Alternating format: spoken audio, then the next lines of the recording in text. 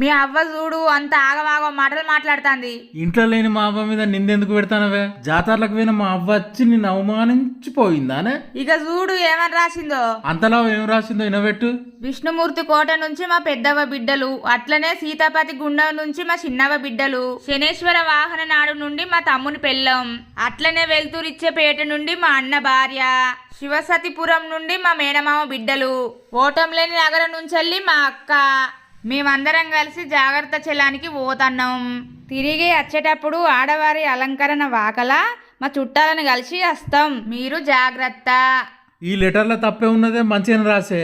ఆగు, ఇంకా లాస్ట్కు ఉన్నది ఏం ఎగరపడతావు? చదువు ఆయనతో చదువు ఏంటిదో ఇంటా. ఓ నా ప్రియమైన కోడల, పైసల కోసం నా కొడుకు జేబులు ఎట్లాగూ ఎంకులాడతావని నాకు తెలుసు. ఈ ఉత్తరం చదివిన వెంటనే నా కొడుకుకు ఇవ్వగలవు.